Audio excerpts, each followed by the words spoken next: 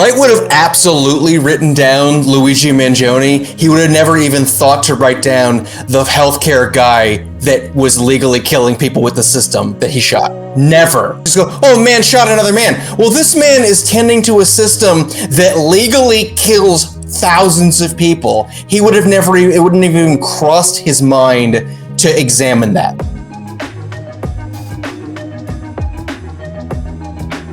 Welcome to the Day Chaser podcast. I'm Charles. And I'm Alex. Today we're talking about Death Note. Death Note is one of the most successful shows ever. It's one of the greatest anime of all time. And everyone loves to talk about how Light Yagami is evil, but not enough people talk about how he is so politically unimaginative. And that's what I really want to get into today. Yes, the big question of the podcast today in the context of Death Note is that Death Note's real horror probably isn't actually the Notebook, but the way that Light thinks about the justice system and justice, how he receives it. We're going to be hitting a lot of unfortunate parallels to real life today. In fact, let's just start there. That's in fact one of the scariest parts about Light's version of the justice system, just how familiar it looks. What are your thoughts on that? So the thing about Light Yagami is he has a very simple kind of manifesto. I'm going to kill all the criminals until the world is perfect. But every one of those words in that sentence is incredibly fraught. Yes. Because at no point does Light Yagami question what he thinks a criminal is. Does he question where he's getting the information or the biases from?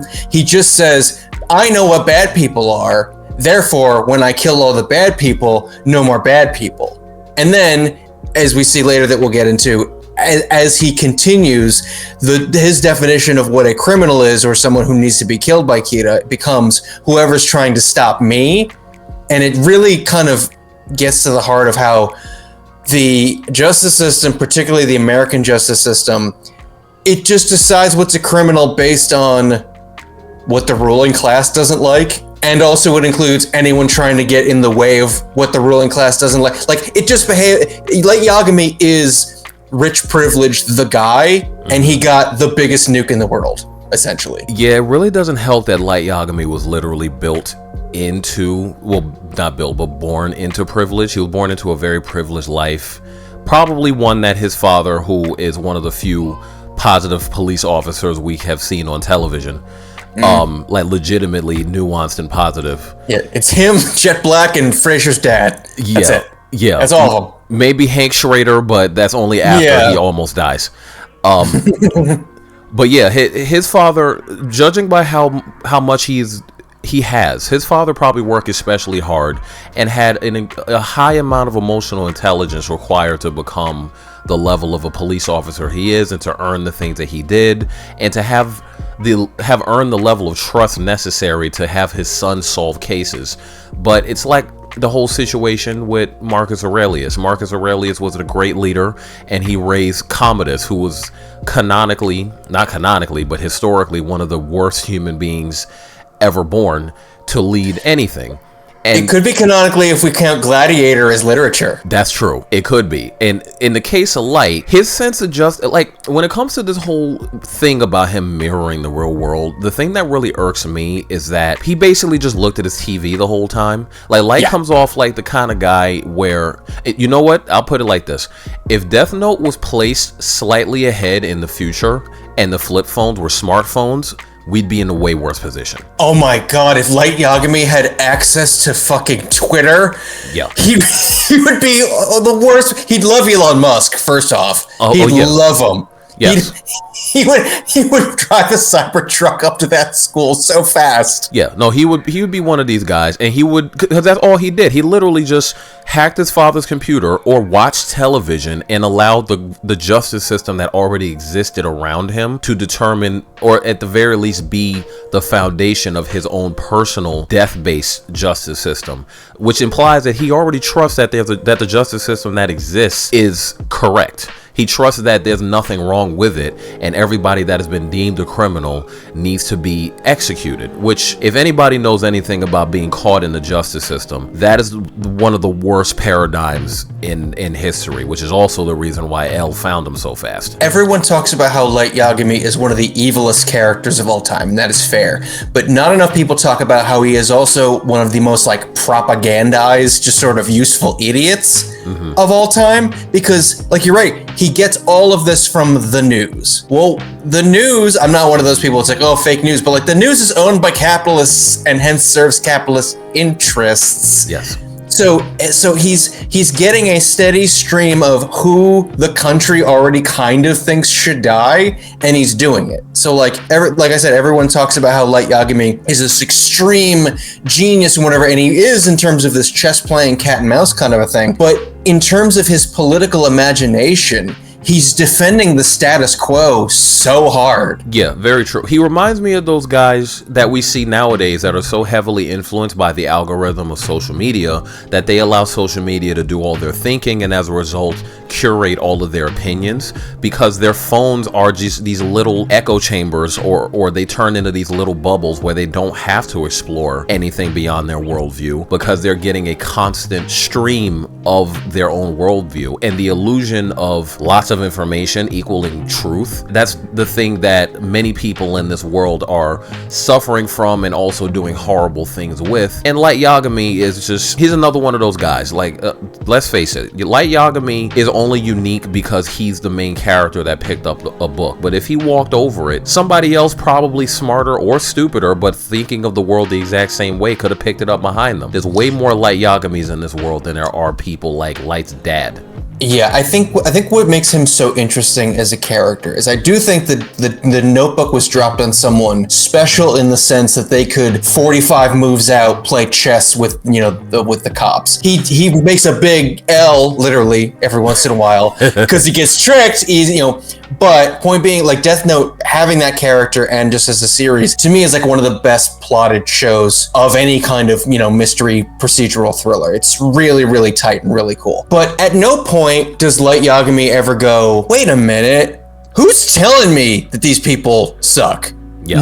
At no point. And part of that is his ego, and part of that is his privilege, and part of that is just the fact that when you put those two things together, you assume that whatever makes you comfortable is therefore good because I'm good, and if I'm happy, therefore that's what everyone should be because everyone should be like me. He's the perfect mixture of never had a real problem in his life, has the most ambitious gun that's ever been made, and also he just doesn't really think that hard about certain things because they make him happy. Light would have absolutely written down Luigi Mangione. He would have never even thought to write down the healthcare guy that was legally killing people with the system that he shot. Never. Only he just go, oh, man shot another man. Well, this man is tending to a system that legally kills thousands of people. He would have it wouldn't have even crossed his mind to examine that. Billionaires would never have made Light Yagami's list. Nope. They just wouldn't have made the list because Light Yagami, eventually he would be faced with the reality that he is living in a very privileged position. By no means is he's not the son of a billionaire, probably not even millionaires, but the boy is definitely living upper class, and he's definitely. He wears a uniform to school. He's all right. He is all right. And he's leading a life where, frankly, he's going to be making way more money than his dad is. After a certain point, when he thinks about what the world is going to be like after his job as kid is done, he's probably going to be thinking about the money he has in his wallet, or whatever else that he would probably be thinking about in terms of the lifestyle he would make for himself after all of that is said and done. But he's never going to go after people who are billionaires. One, because he's ill-informed. Two, his emotional intelligence is awful. But three, he keeps just absorbing what's on TV, and it's like this fascination that humans in general have, where when there's a hanging that happens, there's a crowd to watch the hanging. When there's a high-speed chase, people are watching it on TV. We have court TV, it's back now on Fox. We have shows like Cops. Cops is back? Cops got put, the conservatives brought Cops back. It's only on conservatives. No. It's only on conservative networks and streaming services, but they brought it back for their own, you know. I thought at least we'd gotten rid of cops. I was like, okay, at least that demonstrable good has been done, that there is no more show called Cops. And why did I believe that this world would exist where that one kindness would be done to the world? Well, at the end of the day, it's this strange voyeurism that we have over criminality. The scapegoating. We have this need to scapegoat, even if it just means watching somebody else be in trouble. I find it kind of sick. I really do. Because then you'll have people like Light Yagami, who, in his case, he's got a very high IQ. But having a high IQ isn't enough to be a fully well-rounded human being. You gotta have high emotional intelligence. And frankly, his emotional intelligence is very low. That, again, is why, yeah, he'll probably write down the names of somebody who stole a purse, never look for the context of why crime happened ever, never understand never build an understanding of social versus asocial violence or criminality. He won't ask these questions. And for that reason, he'll never put the name of somebody who's obliterating chunks of society by being billionaires. He won't put their names down. I mean... Yeah, I saw a tweet once that was... it was like, look at all the... it was like some haul that cops had returned, gotten back like stolen goods. And it was a picture of all the goods. It was like, look at all this merchandise that was returned to the stores thanks to these cops. And someone quote tweeted and went, it's all baby food. Yeah. It's all baby food and diapers, and don't you see a problem here? Yeah, so like their whole day of police work was, okay, you robbed a bunch of poor parents. Yep, basically. Good job. Yeah. But they stole it from Rite Aid. Okay. Yeah. Rite Aid stole their health care from them, probably. Rite Aid's been hoarding diapers. How about that? Yeah. That leads to the next point, though. Light Yagami, his understanding of human violence and criminality is so bad. It's just bad because there's a lot of negative human actions that are not even recognized as crime, but people suffer from them every single day. Like that concept of legal evil. It's like, well, if the system wants you to be able to do it, then I guess it's not wrong. Like, and I'm not saying that like there's certain things that are crimes that are, I'm not saying that every crime shouldn't be a crime. Like some things are just bad things to do, but like, sure. If you try to take a landlord to civil like court because they fucked you over, it's really difficult because you got to track them down and you got to prove that with all the evidence. And then if you successfully sue them that way, they are not legally obliged to pay you. You have to like enforce that. It is designed to be stacked against you if you get fucked over by a roommate or by a landlord, because the system would prefer that you are gently stolen from than that you are owed all that shit you're owed as probably being part of the working class. Part of the issue that I see with Light comes down to his basic paradigm of kill enough people, crime will stop happening because people will be too afraid to commit crimes. It's very kind of step 2, shrug, 3, profit of the Underpants gnomes from South Park. Phase 1, collect underpants. Phase 2, Phase 3, profit. Yeah, like you hear one of the plot points that this show establishes immediately is the fact that Light Yagami is apparently smart enough to help the police solve crimes. How is this possible? Did this young man learn about criminality from video games or something? Like, why does he think that all crimes will stop because people are too afraid to commit them? Like, there are kinds of criminal acts, impulsive criminal acts like murder and rape that happen, and there's plenty of people who got convicted for these crimes, but these are impulse-based asocial crimes of the asocial actions. The people who are capable and willing to do this stuff, they don't care that they get caught. That's not the incentive. They're doing it because they have a messed up part of themselves that feels an impulse to do these awful things. Light never would his plan breaks down immediately off of just that alone. It's interesting to me because when you said like, oh, what's his plan post Kira? It had never occurred to me that he had a post Kira plan. A, because I'm like, well, how does your work being God of a New World stop? And B, I'm like, I think he likes it. I think this is kind of his jam, is killing people he doesn't like. So yeah, I was like, is there a chunk where he's like, oh, Kira, yeah, that was an interesting phase I went through, and now I sell Bitcoin.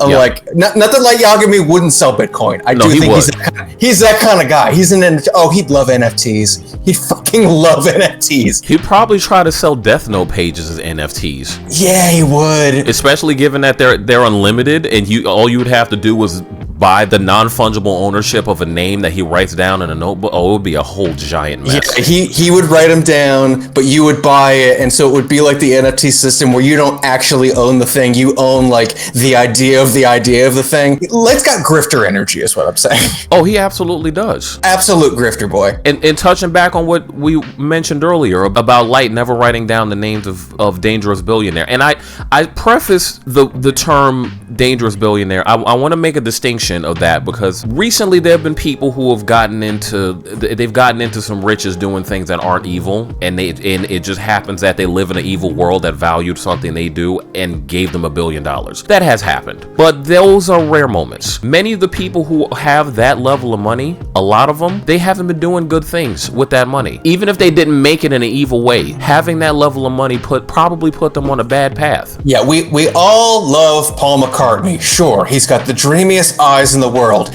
What did he have to look the other way on to get $1 billion? Oh, he was friends with John Lennon. It's just trying to mix business with enjoyment. Because we're in business, we find ourselves in business. But like all the profits won't go into our pockets.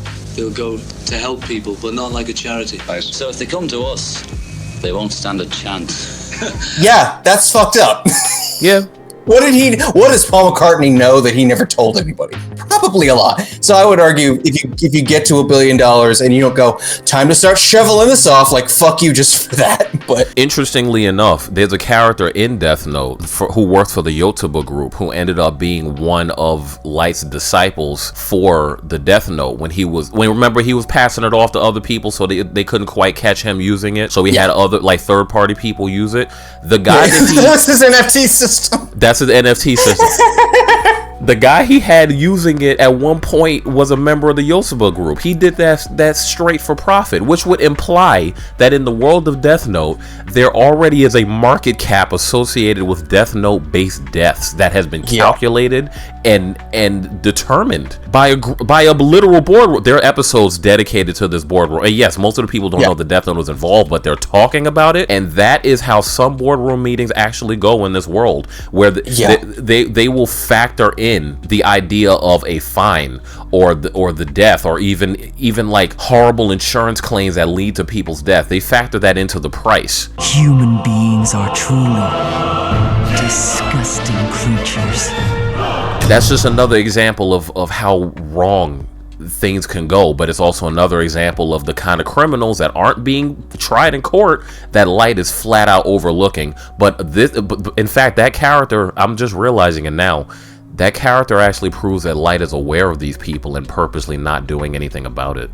It's like, remember in The Dark Knight when the Joker says like, well, if a bus full of people blows up, it's a tragedy, but if a bus full of soldiers blows up, no one really gets upset because they're supposed to die. Yeah. Light Yagami in his mind is like, well, business is what keeps the world running and blah, blah, blah. And so I'm sure he's aware of these people. And I love that Death Note actually addresses like, oh yeah, in a world where thousands of people mysteriously start dying of the same thing, where everyone knows something is up, and it's a capitalist world, the capitalists are going to start to do the math and go, how can we make money off the mysterious mass murders? They do it. It's horrible. I mean, they're doing it now. Like, I mean, yeah, that's one of these awful parallels that we live with every day. It's also makes sense to me why so many of us are ignorant to exactly what those meetings are and what happens behind those closed doors. Because frankly, a normal human being doesn't look at something that messed up and just accept it. It requires indoctrination. It requires a process of dehumanization. And if you can't do that, it requires what we're in right now, which is a media blackout, where they're basically pretending information doesn't exist, so that they can continue to do horrible things inside the country and without. You got to either be a psychopath or you got to be so basically indebted to your roof existing from the psychopath that eventually you're like, yeah, I don't like it, but you know, every job's got a problem. You're like, you're so divorced from human empathy right now. This one is on you. That's exactly what Light is. I mean, that's what I would say. Light Yagami is a 100% divorce from human empathy. But what makes him especially sad is that he wasn't the only one. That's why he has so many followers, so many people cheering him on, all the mass validation. Yeah, and it's really like, I love that Death Note goes there, where it's like, yeah, eventually there's people who would be thrilled about this, and I think it's a really interesting thought, because, you know, like I can't remember what the name of the concept is, but it was some kind of like retributive justice, some kind of concept like this, that you can literally trace the idea that like cops should do whatever they want and draw a straight line to like Batman is cool. It comes from that same power fantasy of everyone I don't like should at least get the shit beaten out of them. And it's a toxic and dangerous idea. That's why Alan Moore is like, at the end of the day, like superheroes are like kind of a terrifying idea, and they're fun and whatnot, but like if you really think about it, you're like, one person decides what's right and wrong is a bit dodgy. And so of course there's going to be a bunch of people who are like, finally someone's killing all the people I don't like, or at least who they've been told they're not supposed to like, or who they've been told gets in the way of the nice world, whatever. And I think I can't remember how much time we spend on the ground with these people, but I bet if you interviewed all of them one by one, it would be the same reaction that like every Trump supporter says before he does the thing that fucks them over is, yeah, but he's not going to do that to me. It's the same. All those people are in the leopards ate my face party. Yes. to quote that famous social media post. And so it's like, they all think it could never be them. It will only be the bad people. And when you either don't have time to educate yourself about that stuff because capitalism keeps you down, because education isn't good, or if you just like don't care and you be one of those like toxic centrists, like everybody's crazy and blah, blah, blah. I'm apolitical. Whenever I see the words apolitical on Hinge, I'm like, are you a fascist? You're a very pretty fascist if so, but not good anyway. There's a James Baldwin quote, I can't remember what it was word for word, but it was really interesting. He's like, if you don't make an effort to be in politics, you're not actually removed from it. If you go, oh, I have no system that governs how I think, a system just governs how you think, you just don't think about it. You become a vessel for the status quo. And so, of course, a bunch of these people who either feel wronged because they're in a society that doesn't value their class interests, or they're also, some of them, I'm sure, shitty people who have a similar authoritarian retributive government justice idea like Light, would be like, yeah, finally. So it's the same impulse when people are like, oh, we should take the reins off our police officers. I'm like, they don't got reins. They don't got anything. What are you talking about? But they're unhappy, and so they think, but if maybe more of the bad people died, I would be happy. And so I love that there is kind of a cult of Kira, because it shows how not just that people would be into this, that eventually it will become normal and you get like a banality of evil thing, like those like the business meeting. Eventually they're going to go, Kira's taken a little bit of a dip lately. Does that mean we have to adjust our interests? It has gotten so far removed from what the fuck is happening. People's hearts are exploding. Just because they're technically criminals doesn't mean this isn't mass murder. And it's become a talking point in a meeting, because that's how the human brain is forced to operate under a wage system where you just gotta do what gets you through your day. And some people really don't care, and some people just don't care enough to get the evil thing done, and it just becomes just sort of part of your job, or normal enough that you can go, well, I mean, they are bad people. And just how the kind of the badness and the oh my god, isn't this fucked up, what the fuck is happening, just sort of, it just dissipates in the air. It kind of diffuses, and you go, yeah, market cap on Death Note's up, okay, I should maybe invest. Oh, it's down, I should buy the dip on Death Note. It's the hedonic, I hope I'm pronouncing this right, the hedonic treadmill.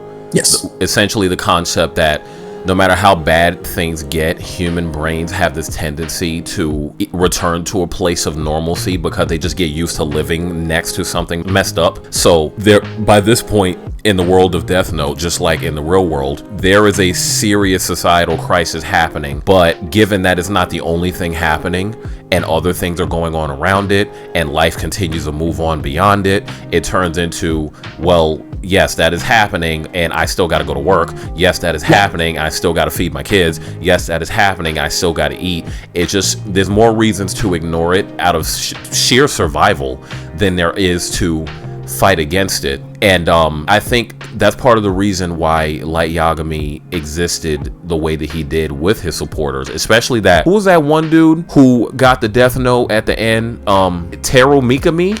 It was that guy Yeah. who believed in Kita's justice. He was just as ignorant as Light was. That for me is a seriously disturbing parallel between the world of Death Note and the real world, which frankly, the world of Death Note is only different by the fact that there are Shinigamis in it and and Death Notes exist in it. Outside of that, the show takes place in the real world. Yeah, that's what makes it, I think, such a strong piece of art, is the one thing that's different is the one slight magical element. And it, like, I don't even think the Shinigami really do a whole lot. They just kind of exist. Yeah. Everything else is just like, yep, that's the criminal justice system of Japan. Just note for note. Yeah, and in the case of his followers, they're just as ignorant as he is. Yeah. And that's really sad. And it's really messed up because Light Yagami, he reached an age of stagnation when he discovered his Death Note and he went from 0 to 100 and so fast. It was like, oh, let me just do some R&D on this and test how this Death Note works.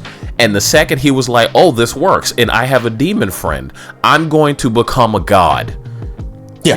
Like, how long did he have it? For 72 hours or something? Yeah, I mean, it's at the end of the pilot. He's like, you know, it'd be really fun if I become the Death God. It's like, oh, you didn't even get to episode. It took Walter White 3 episodes to kill somebody. Yeah. It took Light Yagami the end of a 22-minute pilot to be like, oh, but what if I kill everybody? He went full on genocide in a very short, a disturbingly short amount of time. But that is a mark of Light Yagami's deep ignorance to the human condition and the complexities of what it means to be human and the struggles that we all go through. There was this wonderful episode of Invincible that I saw a few months back where 2 of the side villains who was in the first season, they were a couple and they were struggling and they were villains. They had superpowers and they decided they got sick of having to rob the bank all the time, so they tried to live a clean life. They got jobs and pretty much they got caught up in poverty trauma. They got caught up in the system. And by the end of maybe like 6 months, watching some of the heroes that beat them up do hero stuff around them and not even know who their faces were, just look right through them,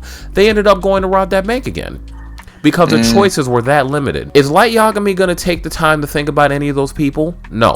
And the reason he isn't is because there's plenty of people who also will not consider that crime sometimes happens in cycles. Again, I'm not excusing it. I'm not saying that things that people should, just if things aren't going right for you, just up and do crime. I'm not saying that. What I'm saying is that there are systematic elements that exist, things outside of a person's control that will push them into a scenario where they feel like, yeah, I'm gonna have to steal some baby food because my baby is crying because they're hungry every single night. Or yeah, I'm gonna have to steal something from here and there because they cut off my SSI or like, in fact, they did that in the episode of Daredevil, Born Again, that recently came out. You just don't get it, do you? Look, I've been jerked around by the system my whole life. Last time I got 30 days. Know what happened? I missed my SSI appointment and they cut my benefits. Bad enough trying to live off food stamps, but when they cut it, it takes forever to get that shit back regular. Then you gotta start eating throwaway crap from supermarket dumpsters, begging for change, for food. And yeah, just once, I want a dessert. Something that don't taste like crap. Something that tastes real good. So why not get the caramel corn? And for that, they're willing to spend 5 times more to lock me up than they're willing to spend to feed me. Again, it's these cycles that happen. Light Yagami would watch Les Mis and be like, I don't understand what the problem with everyone has with Javert. This man stole a loaf of bread. He should go back to jail. Yeah. He violated his parole. That's a crime. Okay. Yeah. And it will be 1-to-1 off of that. The amount of horrible and unnecessary deaths that have happened off of sheer human ignorance, be that intellectual or emotional, countless. People love to say the idea, I'm an atheist, and a lot of atheists, we say the idea, God is more, and religions are more responsible for deaths than anything else on the planet. I'm like, I think ignorance is neck and neck with God. Yeah, because I'm not going to be one of those. Like, I'm an atheist, but I'm not an asshole about it. It's not going to be like, oh, if you believe in God, it's ignorant. Point being, some people will use God as a mask for their ignorance to do the bad. Look, whenever a clergy person currently says anything about empathy, the right moral panic, culture war shit starts. And it's like, the sin of empathy, and this pastor was so mean to Trump. It's like, bud, your religion was started by a brown refugee lefty who got shot by cops, essentially. Are we aware of that? Have we seen Jesus Christ Superstar? I guess we haven't. Light places himself as a god in that moment.